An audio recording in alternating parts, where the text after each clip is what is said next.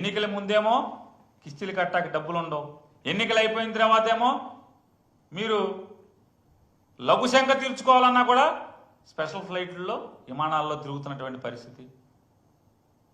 Secretariat నుంచి గన్నవరానికి విమానం, గన్నవరానికి helicopter, Gannavaram airport నుంచి ఇంటి దగ్గరికి హెలికాప్టర్, రాజమండ్రికి ప్రత్యేక విమానం, రాజమండ్రి నుంచి పిఠాపురానికి హెలికాప్టర్, పిఠాపురం నుంచి వైజాగ్కి హెలికాప్టర్, ఇక్కడి నుంచి తిరుపతికి స్పెషల్ ఫ్లైటు, తిరుపతి నుంచి కడప వెళ్ళాలంటే హెలికాప్టర్. ఈ హెలికాప్టరు విమానం, ప్రత్యేక విమానం జనంలో కలిసి వెళ్ళే పరిస్థితి లేదు. అంటే కొడతానని భయమా? జనంలో కలిసి వెళ్తే జనం తిడతారని భయమా?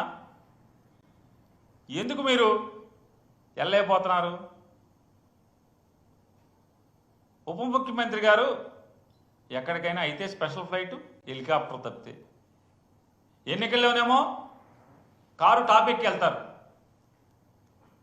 కారు టాప్ మీద కూర్చుంటారు ఎన్నికల్లో. ఇప్పుడేమో కనపడకుండా విమానాల్లో ఇంకో పక్క ప్యాసింజర్ కూడా ఉండకుండా మీరు ఒక్కళ్ళే విమానంలో వెళ్తారు, హెలికాప్టర్లో దిగుతారు. అంటే అదేమన్నా పోనీ మీ సొంత సొమ్ములా? కాదు కదా. ఇదంతా కూడా రాష్ట్ర ప్రజల పన్ను కట్టిన డబ్బుల్లోంచే మీరు ముగ్గురు, చంద్రబాబు నాయుడు గారు కానీ, లోకేష్ నాయుడు గారు కానీ, లేదా పవన్ కళ్యాణ్ గారు కానీ, ఇలా ముగ్గురు తిరిగేటువంటి ప్రత్యేక హెలికాప్టర్లు కానీ లేదా ప్రత్యేక విమానాలు కానీ, ఆఖరికి వీళ్ళ కుటుంబం దగ్గరికి వెళ్ళాలన్నా కూడా ప్రత్యేక విమానమే. చెప్పండి, బయటికి పెట్టండి. ఆ డబ్బులు ఎక్కడి, ఎవరు కడుతున్నారు?